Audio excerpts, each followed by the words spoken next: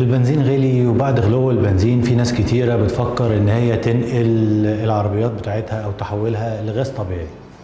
هنقول لكم ايه هي المميزات وايه هي العيوب. خالد صابر، مستر ماك.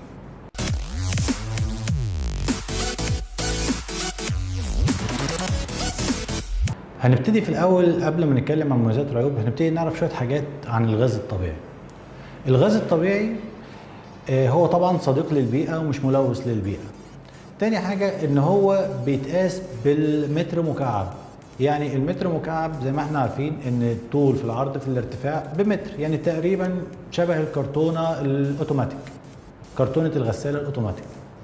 طيب انت هتقول لي ان التانك بتاع العربية ده صغير. من خواص الغاز الطبيعي ان هو قابل للانضغاط جدا وبيبقى شبه السبراي.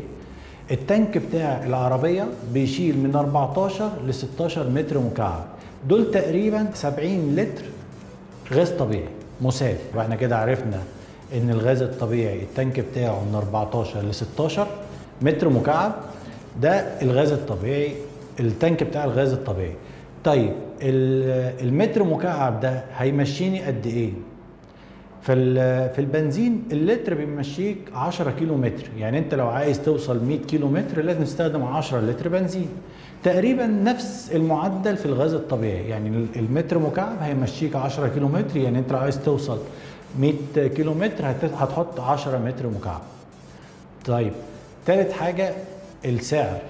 ال 92 كلنا طبعا عارفين ان هو ب5 جنيه، انما المتر مكعب بتاع الغاز الطبيعي ب2 جنيه. يعني انا لو عايز اوصل لل 100 كيلو اللي احنا بنتكلم فيهم دول بالبنزين ب50 جنيه، بالغاز ب20 جنيه. دي حاجات مهمة لازم تعرفها في الاول قبل ما نتكلم في المميزات والعيوب. ايه بقى مميزات الغاز الطبيعي؟ اهم ميزة في الغاز الطبيعي ان هو موفر في السعر بتاعه، يعني اوفر من البنزين يكاد التلتين. تاني حاجة ان هو صديق للبيئة ومش بيطلع عوادم، واظن دي ان الناس كتيرة عندكم مش هتهتم بالموضوع ده. المهم ان طيب ايه تاني؟ لا هم كده بس. طب ايه العيوب بقى اللي انت ممكن تقابلها من تركيب الغاز الطبيعي في عربيتك؟ اول حاجة حجم التانك اللي بيركب في الشنطة. حجم التانك ده تقريبا بياخد نص الشنطة، ودلوقتي يعني بره في تانك دلوقتي بيحطوه في حجم الاستبن، بس انا مش عارف ده موجود في مصر ولا لا. تاني حاجة ان التانك ده تقيل وتقله اكتر لما بيكون مليان، بيأثر على العفشة بتاعت العربية. وفي عندنا السحب بتاع العربية بيقل لان انفجار الغاز اقل من انفجار البنزين.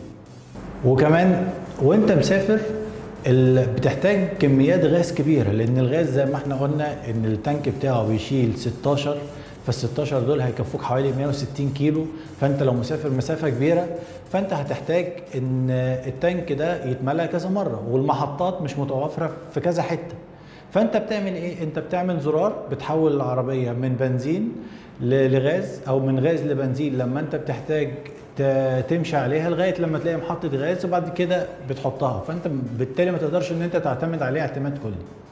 كمان عندنا ان البنزين لما بيتحرق بيدينا مواد كربونيه، المواد الكربونيه دي بتترسب على السلندرات وبتعمل موضوع تليين للبساتم، فبتحافظ عليها من التآكل.